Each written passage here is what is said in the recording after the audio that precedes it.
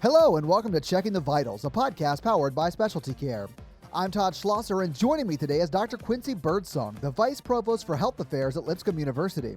Today, Quincy and I discuss the new School of Perfusion that will soon be opening its doors at Lipscomb University. In doing so, we talk about what goes into opening a School of Perfusion, how Lipscomb came to the decision to open such a school, and how a partnership with SpecialtyCare was vital in helping make that decision. Enjoy the conversation.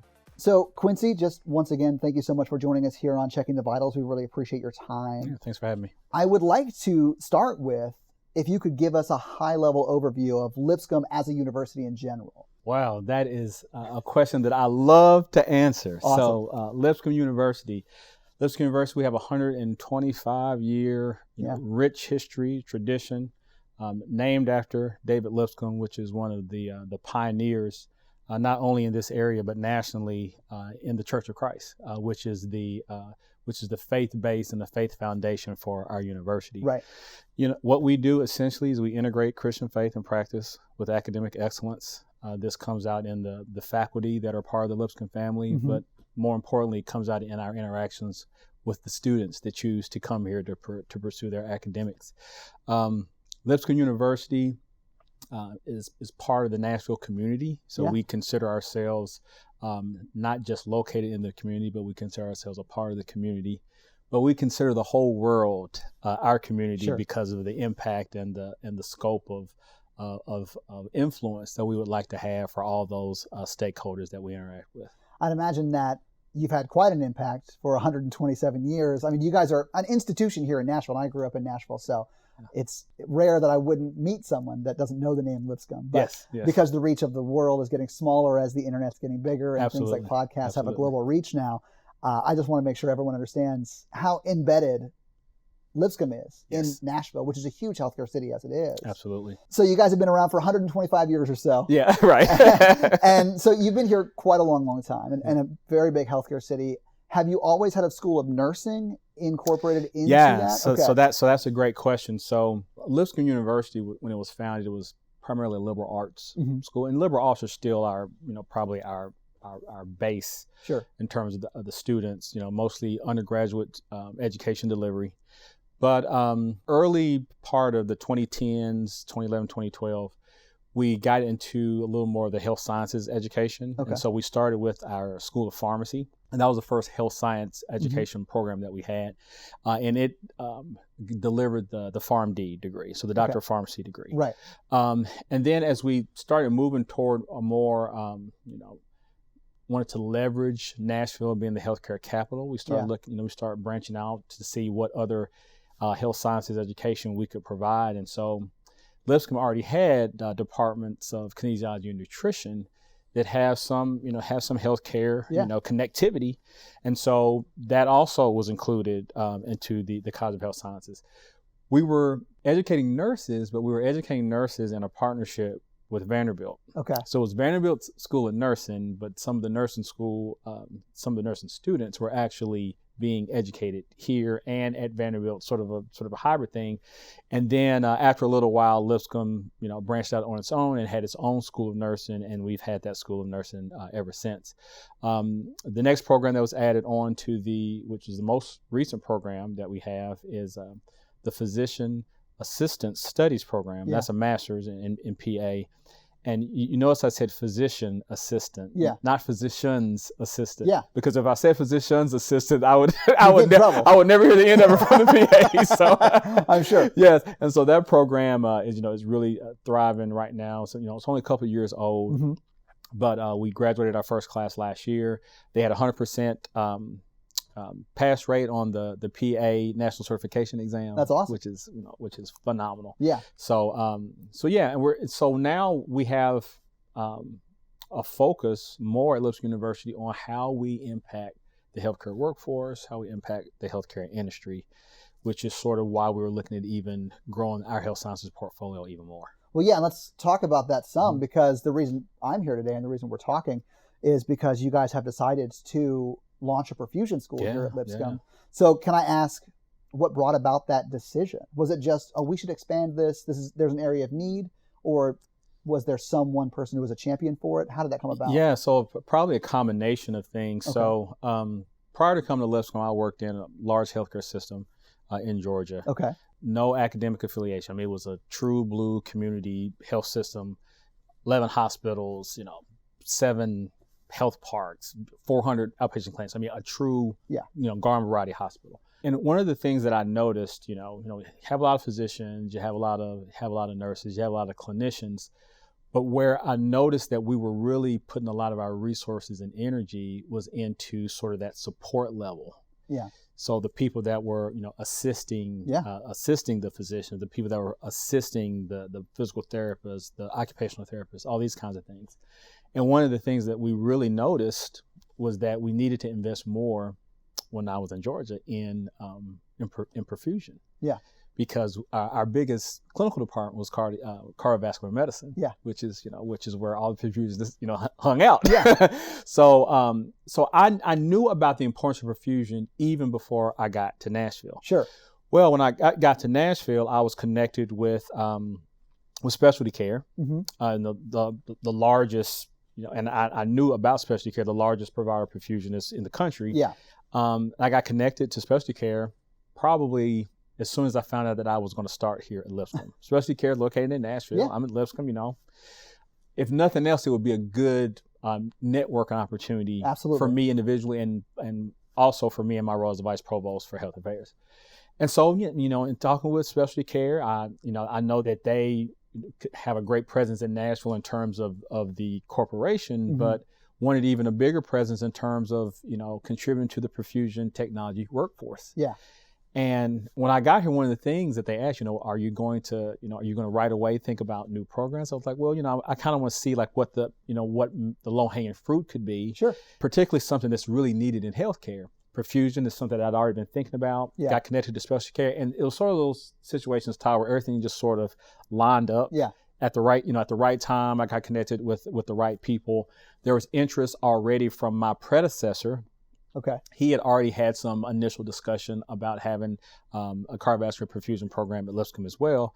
So everything just sort of fell into place. We had think tanks, got the right people in the room, talk about how feasible is this to put this up? Yeah, because it's not an easy thing to start a new school and a university. Absolutely. So, and we should probably talk about that too. Yeah, but please continue. Yeah, and so got the right people in the room. Got a lot of support from the leadership here at Lipscomb. All the way up to the president, provost, that kind of thing. Yeah, and then my director of strategic initiatives, Sandra, she kind of start pulling things together, and before we knew it, looked like we were on our way. So yeah. I don't know quite the number of perfusion schools, but I think it's in the teens. Yeah, less than 20. Yeah. That offer particularly what we would be offering at Lipscomb, which would be a master's. Yeah. A master's degree in cardiovascular perfusion, which is amazing because, as I'm sure there's a perfusionist shortage nationwide, and it's a really sought after career from people who need to hire these people. And it's expected to be a sought after career, well into the 2030, 2040. Yeah. I mean, this is not a field that's going to go away or lose steam anytime soon. No. And obviously you're going to help with the perfusionist shortage as much as you can. That's right. But one school may not solve it. But let's talk about how you start a perfusionist school. So you decide, okay, we want to start one. What do you do day one to get it started? Yeah, so you sort of alluded to some of it earlier. You sort of look at the market for perfusion education, right? So how many perfusion schools are out there? And then where are those perfusion schools located? Because, if there's a perfusion school down the street from Lipscomb, it really doesn't make sense for us to, it does funny things to the market when you have competitors that are that close and geographically. Mm-hmm. So looked at the market, looked at what other schools were out there, looked at what other schools were in the region. And then you do sort of an internal climate check, right? Sure. Is there interest, at the university in supporting something like this? And then once you assess the interest, you look at, what are your sort of core assets that would be able to support a program like this. So I looked at some of the other programs that we have, academic programs we have at Lipscomb, what are some things that we're already offering that we could contribute to perfusion education, right? So I looked at what we're offering in our PA program, our pharmacy program, some of the other health science areas. And then you start to do an inventory and you say, okay, it looks like that we have some things already in place that, that really avail us an opportunity for this to be, feasible and doable, in not too long of a period of startup. So that a big part of this was, finding a partner that's going to, be able to do the things that you need to do for a perfusion program, the sites where the perfusionists is going to do their clinical rotations. Yeah. So that was huge. Yeah. Because if we hadn't had a mechanism to get those sites, then it probably would have been a non-starter. So that partnership with SpecialtyCare became, extremely critical to our decision to go ahead and move forward with a perfusion school. And then you think about all the other things that you need with any academic program. You had to think of the accreditation issues. Yeah. You had to identify the key personnel, and in our case, a program director. Sure.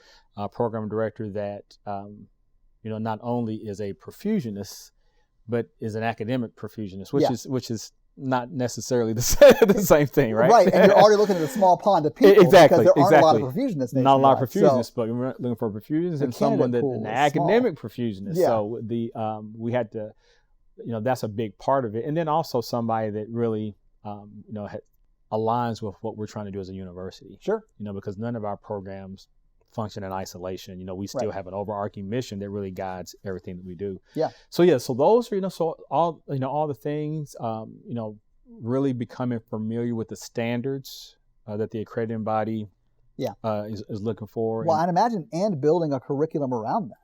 Building a curriculum around it. That's why designating a program director is going to be important in so those curricular needs that we're going to have. And then just socializing it with the rest of the health sciences programs. Yeah. I mean that's huge, because every time you add another health science program, you kind of have to make some room for them, right? Sure. So it's like when I had my fourth kid, right? It's like every time you have another kid, you got to make room. That's right. Room. That's right. Yeah. Exactly. Like your beautiful sim sort of wing that we're in right here. Great example. This sim center, is used by everyone. So as we move forward perfusion, we got to make room for simulation education for them as well. So all fun stuff, right? Sure. All stuff that we're looking forward to. But growing pains. Growing pains, absolutely. I understand that completely. Yeah. As a one of 5 kids, I understand that quite a bit. So I'd imagine once you decided you want to start a perfusion school, your next thought is, how do we get people or students to come to our perfusion school? So how do you go about that process to recruit these people? Yeah, so there's a couple of outlets that we've been using to sort of market the program. Sure. And they're the traditional outlets that you use in health sciences education. So we use those, but then there are some perfusion specific outlets, perfusion.com, that kind of thing. Yeah. That budding perfusionists will probably look at to see, what programs are available, in their area, the geography thing that I was telling you about earlier. Sure. So we've been socializing, we've been marketing it. People know. I was just speaking to our VP of marketing a couple of days ago. Yeah. And he says of all of the new programs that he started to market, he said that there has not been a buzz like what's been around this particular program. Oh, that's great. Like out the gate, we had 30, 40 people expressing interest and wanting to know more information, which is a great sign, particularly for a new program. Absolutely. And so we started actually taking applications. We're going to take applications throughout June, and then this academic school year is when we're going to start taking perfusion students. So be it the fall or be it the spring, we're going to start taking students in this upcoming academic year. So whether it's like August or whether it's January. Yeah. Okay. And and everything has to line up. Sure. All the accrediting things have to be taken care of. Best case scenario, we'll have students on our campus in August. But worst case scenario, we'll have students in this academic year. Sure. And so, fair enough. Yeah. So once you've attracted the students, they're going through the program. I know some programs vary in length. You said this was going to be a master's program. Some are, some aren't. Right. So how long is the length of the perfusion program here at Lipscomb? So is a pretty traditional master's program, 60 hours, 24-month program, and then you will be a cardiovascular perfusionist. Yeah. Yeah. So I know a lot of universities offer career assistance and things like that once you graduate or maybe leading up to graduation. Is that something that Lipscomb provides as well?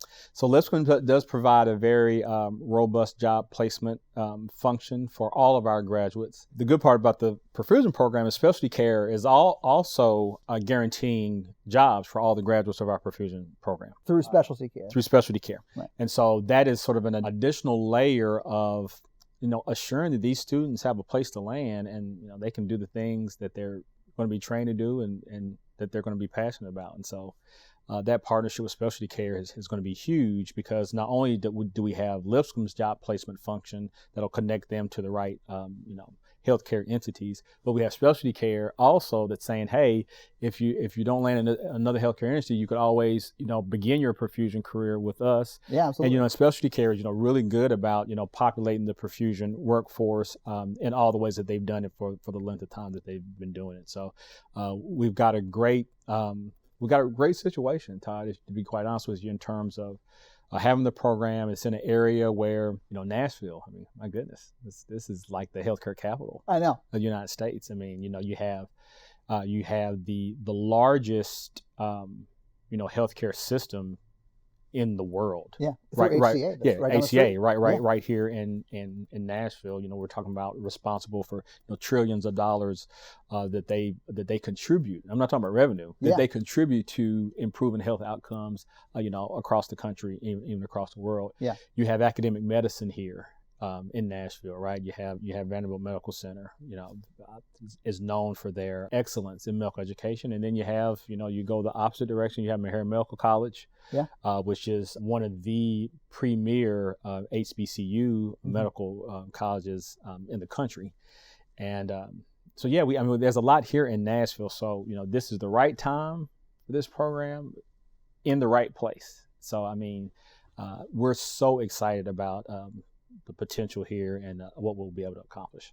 You mentioned HCA, and I have had the benefit of hearing Senator Bill Frist talk quite a bit, and he always closes his talks with, calling Nashville the Silicon Valley of health services, which I think is a great way of putting it. And a lot of the things that you highlighted sort of showcase that. Yeah. It's not just HCA anymore. It's all the infrastructure support, all the education support, and it's awesome that Lipscomb, who's already part of that scene, if you will, is now plugging in a perfusion school to that. And it's just going to really, really help, I think, a critical industry that needs perfusionists. Absolutely. So I just wanted to thank you for bringing attention to what you guys are doing here, because it's vital. And I'm so glad that we were able to have this conversation. So thank you so much for joining us here on Checking the Vitals. Well, Todd, thanks for having me, and just thanks for giving me this platform to talk about what Lipscomb University is doing. Like you said, Nashville, it's the seat of healthcare. Yeah. And Lipscomb has a lot to offer the healthcare workforce, the healthcare industry. Absolutely. And this is just humbling for just Lipscomb to be a part of just such a huge healthcare industry. And so thank you for having me and letting me share that with you. Truly been my pleasure. Thank you so much.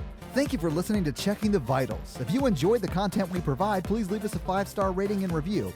It really does help people find the show. And make sure you subscribe so you hear our interviews with healthcare innovators every Monday.